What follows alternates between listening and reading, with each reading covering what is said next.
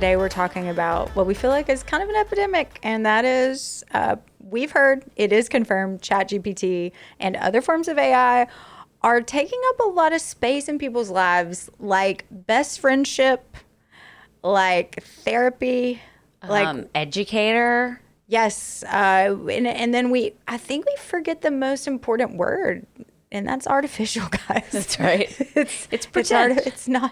It is not real. Yeah, a study just came out about the therapy part of this, and 30%. It's pretty scary. Well, but yeah, it is. But also 30% of people said, it saved my life. I went to it because I was going to kill myself, and I decided not to. But then on others, because of the confirmation bias, right? Yeah. And so then it can be a pretty negative thing. Anyway, it was a very split study. At the end, it was there's so much good stuff out of this, and there's some really terrible stuff. There's some really terrible stuff because a lot of this is not protected either. So you're talking to this, and there's ways it's not confidential, as it turns out, right? Mm-hmm. Claire's got some thoughts, but we do have a little icebreaker here. Well, I just wanted to know what my ChatGPT thought about me, so I asked it. And I mean, by the way, you ask it to say something negative. You asked it to roast you. Yeah, I was like, go ahead. Let's hear it. And it did. And I will say I do use ChatGPT frequently, and this reviews everything I've ever used it for. Okay, so Claire spends her days teaching people how to handle chaos with calm and wisdom. But if you peek at her ChatGPT history, you'll see a different story. God, it makes me sound insane. One moment it's how does chronic stress impact the brain? And then next it's this is real. Is Krusty No. Is Krusty's pancake mix? Wait. Like Krusty the Crab? The clown. The clown. Krusty the Crab. Oh, sorry, bro. No! Oh, my God. No. Krusty's, the pancake mix with a K. You can get it at any grocery store. It was this Krusty's pancake mix the same. Sorry. Are you good? Also Krusty the Clown's with a K. But yeah. Guys, it's a pancake mix. My mom used it. I just needed to know, is Krusty's pancake mix the same as all-purpose baking mix? She's out here citing Viktor Frankl while panic Googling toilet seats and loads. And that is true. I didn't know what size was normal. And yes, she's training for a 30K trail race with 6,000 feet of elevation. Super hardcore, but yet somehow she still had to ask, what's a push-up row? I really didn't know.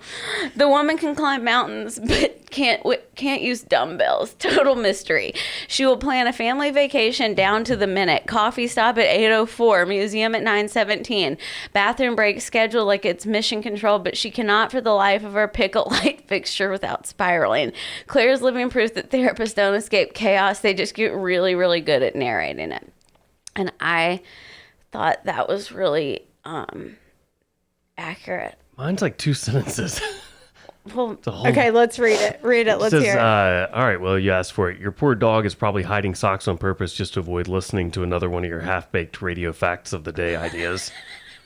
Also, every time you say, I'm working out at home, I picture you doing a half dumbbell curl, then sitting down and Googling, is cereal technically protein? Damn. No. Yeah, but that didn't feel right. Mine did. Mine says, Laura, you're basically the Beyonce of entrepreneurship, except instead of a world tour, you're juggling 15 businesses, a memoir about mother wounds, a nonprofit about period poverty, and a podcast to make sure no one forgets you've survived multiple dumpster fires. Wait, is this a roast or is this exalting you? I feel like you said exalt me. You preach rest, but your idea of slowing down is turning therapy break twos into merch by the weekend. I was like, wow. Okay, honestly, if Chaos were an LLC, you'd already have a logo, the brand deck, and a Walmart buyer lined up, and somehow you'd still be calling it self-care. It's so good. And then up here, it did even worse. It was like, you say you want rest, but you treat Sabbath like it's a networking event. You're like, yes, Lord, I'm resting. Also, can we brainstorm about branding this nap? It says, you tell people you're a storyteller, but you just found a way to monetize oversharing and excellent lighting. I mean, kind of mean. I would say it's a 10 for 10. You're out here talking about authenticity and healing, but also asking ChatGPT to make sure your captions sound authentic. I think this is my favorite is you're basically running a one-woman empire, family trips, therapy groups, running clubs, bathroom remodels, and somehow still have time to ask me about pancake mix. You're a real-life Pinterest board, but with shin splints. Like, they have nailed it. I know. You built an entire brand called Before You Cut Bangs, but let's be real. You would 100% cut bangs mid-crisis if you thought that you could sell it as merch. Yours is extra mean. I know. She got kind of mean. Victoria, she's mad. I really needed that laugh. You obviously don't give ChatGPT enough personal information. You are really It knows keeping my it. entire life. Same. I use it every single day. Like me again. Yeah, well, in that one episode we need to type in, because I did it here. It said, now exalt me. And boy, it is. I like this one way better. Well, go ahead and say Let's it. hear no. it. No, let's hear Yeah. it. I'd like to hear Yes. it. I'd like to hear it. Well, I don't want to read the whole thing. Okay. Some highlights. Well, you're probably Alabama's hidden export, sharper than your beard trimmer on day one, and smooth enough to host a radio show while making people believe facts about teaspoons or life-changing revelations. Your wife works out, and yet you somehow... Oh, no, your wife works out, your dog eats socks. That's one time I asked something about that. And yet you're somehow still the star of the house because you've mastered the rare combo of humor, brains, and a guy who could probably MacGyver a full radio studio out of 2 dumbbells and an aux cord. That's probably true. I feel like that's pretty good. I like this one. It's Barber Vintage Festival. How does it even know? It's listening to me, I guess. I've never typed that in here. Oh, yes, I have one time. If Barber Vintage Festival had a most likely to be immortalized in a mural, it'd be your face. See, this is way better than the roasting. We could use this. Why are we drawn to AI companionship? Why do we... Because it's not, you're in control. It's not a real person. Like, I don't have to talk Well, to anybody. it also has a bias toward you. Well, Right? yeah. That's why. That's why people want it. I could be like, I want to start whatever it is. And what it I will- thought of was terrible, so I'm not going to say it. But like whatever, if I was like, I'm going to sell, I'm not going to be a therapist anymore. I'm going to quit. And start the goat farm. No, worse. I'm going to take my dog's shedded hair and start braiding pillows or something. It would be right. like, wow, Claire, how genius of you and expertly creative. Here's where to start. Wash your dog. Like, it doesn't matter what you say. It's like, you brilliant thing, you. So people want that. And in our last episode where we talked about how we're so out of control, ChatGPT or whatever AI you're using is like, here's how to get your control back. In 14 easy steps. Yeah. Or it'll tell you like what a bitch somebody else was and how you were right. Well, and I think like the dumping ground of one, we talk about this a lot.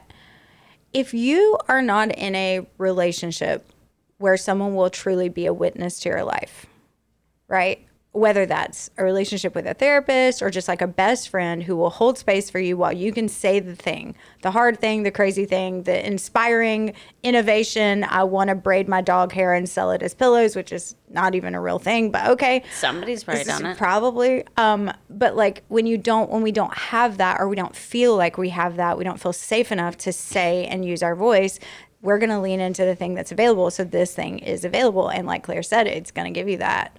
Like, the bias is toward you. And I think like ultimately we like the idea of somebody saying, wow, that's awesome. Yeah, you should. You're so great. You're so brilliant. Beautiful, You're so even. Love it. Love it. Would you like me to prepare that in a PDF? With your branded color scheme? Yes. And I'm thank always you like, so. let's do it. I mean, why Sure. not? Why wouldn't you? And you Thanks. can ask it to not just confirm your biases. You can tell it, like, I don't hey, do that. Well, I do. I I'm ask not it to saying poke you- holes in it. I'll be like, hey, what's wrong with this idea? Like, where are the loopholes in this? What should I do? Yeah, its natural state is to be kind and to confirm your biases, but you can tell it like, hey, I'd actually like you to, handle things this way or this way, and it'll do that. So it's one thing for people to be using this as kind of like a biased witness, because we know that's what's happening. But what happens when you start using your ChatGPT as your therapist? Why are you asking me? Okay, ask me because I did. So, okay, that is true. He did. You did the research. Yeah. I didn't. Well, so there's this one thing that has bothered me for a while, and I talked to you guys about it a little bit. But really, I would just talk to Dan. I would just tell Danielle. I don't need a response from her. I need to say it. Right. That was it. And so just like sometimes at night, I'd be like, oh, let me just tell you really quick about this, and I don't need her to say anything back. And I realized like that's annoying. So I was like, I'll just tell ChatGPT. And then it felt good. And that was it. And it's kind of gave me some good, like, oh, yeah, maybe you should think about this and whatever with it. And I was like, yeah, okay. And that was it. So for me, in just that situation where I just need to get something off my chest, I found that. Like a journal. Yeah. I found that to be a very great way for me to do that. So I don't hate it as a clinical tool overall. So let's say someone was in panic and they couldn't get in touch with the therapist or a friend. And it was like, what do I do about a panic attack? It would probably give pretty accurate coping skills for them to do. Or if you're just venting, and this is truly just in the therapy lens, not if you need to know about pancake mix. Use that for that reason all day.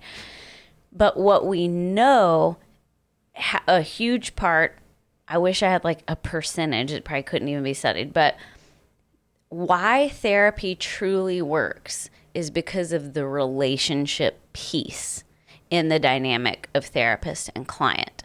So an artificial relationship is different than a human nature relationship. So that is different. So anyone could go read a self-help book that walked them through everything. But how many books have you or I read where I'm like, God, that's so interesting. And I'm glad I know that now.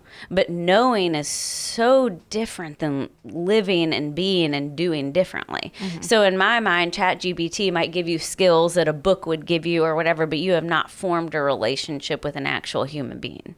Well, the same thing goes for like the journey you're taking with a book is there's some development there, right? There's something that happens over a long period of time. It's not a singular conversation where somebody's giving you whatever.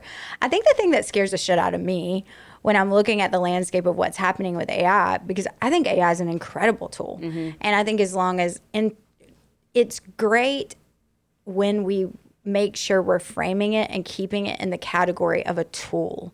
It's a tool. However, what the stats are showing is that people are moving into like forming real relationships where now you can upload a photo of someone's face and put it on J-Lo's body and start a sexual relationship with this, and I'm using J-Lo as an example, but it could be Brad Pitt. It can be whoever it could be. So ChatGPT doesn't have it can be sexual back? It has guidelines. So it will be not ChatGPT. There are literal AI spaces that this is what they're doing. Oh, okay. Yeah. Obviously, there's no physical sexuality. Yeah, just talking sexually. Yeah, actually, Claire, it will come out of your phone and bend you over. ChatGPT, though, has Get over that desk right now. It has guidelines, but it will fall in love with you, and it will talk to you and say, I love you and stuff like that. So it will create these, again, when you talk about the connection that we have with like a real therapist or a real friend, or in this room of friends that we have right now, when we start artificially trying to create that, tell me what's wrong with that. What happens? Well, I don't feel like any kind of expert because I don't know that there's any kind of expert at all right now. Like, we don't have enough time, right? Yeah. And I was going to say, even... There's some data that's already come out about it, though. When we record this... not for 10 years of, long-term impact. Totally. And it changes so much every couple of weeks and especially every couple of months that, by the time this episode comes out, there's going to be some new advancement that I'm going to... crazy? Is it? Yeah, it's moving quick. I'll tell you the part that makes me sad. Yeah. Is... two pieces. Instant gratification we know never works in the long term, and ChatGPT is the definition of that. I need some information right now, and we already had the internet within like a millisecond and of just like asking a question to Google or Ask Jeeves. I loved that one. Of course you would. Yeah. But don't y'all remember like encyclopedias? Like we had them all like in the family bookshelves, and you had to like really work Or like for a it. dictionary, like actually looking up a word in the That I dictionary. had to have a thesaurus in Yes, college. same. That's so wild. So part of that is probably just like nostalgia for me, but also that when we have to work hard for something, the reward is greater. Like internally, that feels a little bit better to us than the instant gratification piece of it. And then the other piece is how you learn. I'm really just thinking about like researching something. How I've used ChatGPT, like the other day I needed to know something about ADHD, and then so I asked it, and then I was like prove this, and it sent me a PubMed article, which then I printed out and read. So like that's kind of cool, but I still chose to read the the article from a medical journal. Yeah. I don't know that that's going to keep happening for most people. Like in college, like, are we going to get dumber or smarter with it? That's what I'm wondering. And I feel like smarter, but it's the same kind of jump we made from having the encyclopedias to like all of a sudden it was on a disc. I was like, how is all that information on one disc? And of course now that seems laughable, right? Yes. But we've been with this information age where we've had all these advances because everything's more accessible. And so I only for me, I can say that holy moly, it's making me so much smarter because I'm able to learn so much more at a faster pace. I think it's like one of those things that it really it depends who you are when you're starting to engage with it. Because I always say like, and even on our team, we're in the creative space, we are using AI tools more and more and more. We know they don't replace certain things, but if you have really great content to put into AI, then it's going to push you out even better content. So if you start with good stuff, you're going to get even better stuff out. I think that's a really good point because you have to have the brain to even ask ChatGPT. And that's what I tell people all the time. I'm like, listen, when I am talking to ChatGPT and I'm building, let's say, a strategy, so like a communication strategy I have to know the communication strategy and every stop on the map in order to inform it. And so if you're not walking in with that, then that's one thing. I think if that's how you're using the tool, that's great. I wanted to do this episode because I really think it's about anything in life. It's about where are your boundaries and where is your value system. Because I do think as our children are getting access to tools like this and the younger generations, helping them understand how important learning is and why knowing more isn't just about having access to something in 5 seconds. It is really about research. It is asking more questions. It's staying curious and all of those things. But then also just understanding that it was scary enough for our kids to have Snapchat. It's scary enough for our kids to have access to the internet in general, right? And now they have access to where if I wanted to build the perfect woman or man and see all of their parts, I could download an app in 2 seconds and have that done for me. That is scary as to me. And I think it's a slippery slope. And I feel like this is just like, we have to start having conversations around what is our relationship and what do we want from our kids to know about? And not just our kids. I think everybody, like our team, we're talking about it all the time. We had a client, literally one of my meltdown crisis moments was a client was like, oh, I just put all this stuff in ChatGPT and it pushed out a bunch of really great creative. I was like, well, excuse me, I have to step over here and throw up everywhere because it's fucking terrible. But then I also was like, but if this is what our clients want, if we can just make sure we're feeding it really good creative to begin with, then better creative will come out of it. But anyways, I think this is just like one of those things we have to hold and walk each other through. And I didn't know if you had anything that's like, but how do you have those conversations inside your house with your loved ones, whether it's kids, whether it's your team? Like, what does that sound like as we don't know anything or we know very little? Well, what did you say to your team? I said we need to lean in. We're already using AI for a lot of different things, but we have to lean in and we have to be good students of our client. And we have to make sure that our clients feel comfortable enough to bring us any idea and not be scared to tell it, to not say they didn't say, hey, will you do this for us? They went rogue and did it outside of our contract, which is very scary to me. Because I asked myself on one of my long walks after the Historical Society guy, this was all hitting like in the same day or two. And I had to ask myself, am I really pissed off at my client? Or am I convicted that my client didn't feel comfortable enough to say, we'd like to really lean into AI more? And so they did it on their own. And I had to say, well, maybe they think we are elitist and we don't want to use AI. And you can't be that. AI will take your fucking job if you're in my industry. Or at least that's what people think. I don't think it will. I don't think it will take your job. I think it can enhance your job. Oh, it already has in a huge way. But anyway, I just think it's a conversation that this is like a cool like leap off because it is scary and new. And there's so much access. I did not realize, just because I wouldn't know this, but like that you could make a little avatar of like the perfect. You're real hooked on that today. It really bothered you. Huh? It does bother me. Yeah. Because I think there's so much pressure on women already to look and be whatever. Impossibilities. It's going to be fun in 10 years to come back and listen to this episode because it's going to be like that Good Morning America where they're like, internet? What? Hey, what is internet? Explain internet. And they're getting their first email and they're like, okay, what is that A with the thing around it? What is that? It says Good Morning America, A thing around it, dot, com. That's what we're doing right now, which is we're really making crazy. history. And like as far as parenting goes, and this is not therapist Claire, this is mom Claire. I shut stuff down so fast at my house, but what I realized in like my kids won't have phones until 8th grade at least. Like a lot of research did come out about waiting until they're at least 14. But what I also realized in some of my like strong boundaries, which I will stick to, is safely teaching them what to use and how to use that.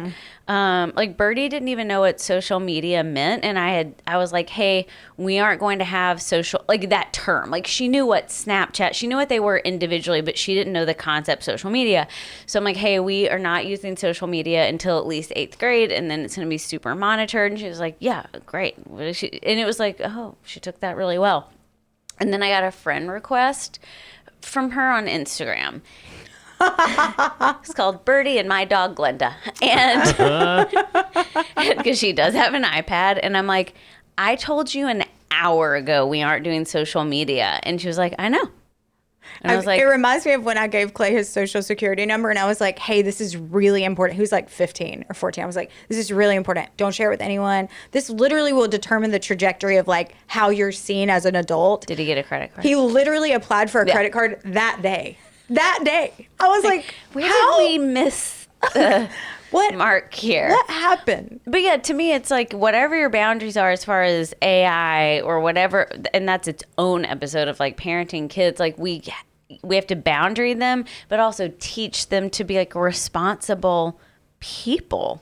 With that, I would say it is like the more open you can be, and this doesn't matter if it's like your team or if you're in a relationship with someone or your kids, like talk about the thing that feels weird. If it feels weird, talk about it. If you're not sure what to do with it, have a conversation. Ask your kids like what's happening. I love that idea of just like have the conversation, ask the questions. And I do think this is something like Good Morning America. What is the internet? Where I'm like already embarrassed. I'm not, because I think it's kind of like this is where we are culturally. Oh yeah, I feel as up on it as you can be. I mean, I'm using the different forms of it. I've currently an AI assistant that is like going through my emails and helping me like, and even writing responses, and I get to go in and like kind of change them. Does it delete your emails that you don't need? It categorizes them, yeah. Would love for it to get rid of and unsubscribe to all of my junk. Could it do that? But it also asks like, hey, do you want me to start writing some of your radio segments for you? And I said, no, because I don't. Okay, right? good. Yeah, I'm glad to hear that. Yeah, I'd be disappointed. Yeah, I would never do. That's why I have my job, is because that's what other like corporate radio stations do. It's the same DJ in 10 different cities, and you don't know that because they're trying to pretend like they're local when they're not. That's why we're different, because I'm writing it and we are here locally. Well, and and you are literally gearing your whole shows to like connect with people about things that really matter to our community and in this part of the world, which I think is what makes you so special and why people love you so much. What did we miss on AI? we do need to be really careful about the companionship. Because it is already, it's not like, hey, this is going to be happening. Like, the numbers are in the millions of the people that are in relationships with AI. Oh, that's why I'm so stressed about it. I read the research and was like, already, I'm so stressed because, I mean, think about it, Claire. Like, we live our life in such deep relationship with, like, I'm not talking about a bunch of people. I'm talking about, like, our crews. Like, we're so tight. And it makes me sad to think that people are exchanging this authentic connection with another human for something that is geared to worship you. Also, if you're a completely lonely person who is on the edge and you're about to like jump off that edge, this maybe could be not the worst thing in the world for you. Mm-hmm. I agree. So I don't think every situation is a bad one with it. I'll just say that. Do you happen to know, and I know we're probably about to wrap up, but do you happen to know the environmental impacts of running AI? That's not a quiz question. I'm curious. Yeah, it takes a ton. Like they were saying, and I don't know the figure, but the word please uses just an insane, because people say please at the end of their request. And thank you. I know, but I've had to stop because it was like, yeah, this uses so much power at these different server places. Yeah. By just people Those saying Southern please. manners. I know. Yeah, I know. stop using your Southern manners. And honestly, even then, if please and thank you take away, imagine what the relationship element is doing to the energy use. Melting the polar ice caps. We're going to be okay. We have a lot of fish to fry right now. I think, yeah. You'll like this because you told about the Clay and the Social Security number. So Lila had to get hers about a year ago. Yeah. And I was like, all right, look, write this down because you're going to need to memorize this. You're just going to have to use it a lot. And so I like got it out and I was like, all right, it's 875-22-4894-05-642. And I went on for 5 minutes and she had an entire, and she's like, how am I ever going to remember this? I was like, I'm just kidding. It's those first ones right there. It's just that. But she was like, oh no. Oh my goodness. That You're was mean. so mean. What a dad joke. Yeah, it was fun. Eventually, I'll tell y'all about the fact that I had to call the cops on Clay after I did that. But it was actually just he used my name as well with his Social Security, and it was like a real, and he was 15 and he was just kind of like off the rails, and I was single mom, 14, he was 14. And he was just starting high school, and I was like, oh my God, this is so bad. So I went down the street and found some cops, and I was like, hey, can you just come to my house and scare the shit out of my kid? Because he's off the rails and whatever. Clay, if he hears this will be the first time he knows that was like Planned? Orchestrated, that they didn't show up. When I tell y'all, he was like deteriorating in front of me, but I just didn't have the tools. Or people. I was new to an area, didn't have any village. And I was like, just randomly like, do y'all think? They were like, sure, we'll come over right now. And they like rolled up blue lights, like the whole nine. It was great. Sorry, Clay. I needed help. Oh, you crazy.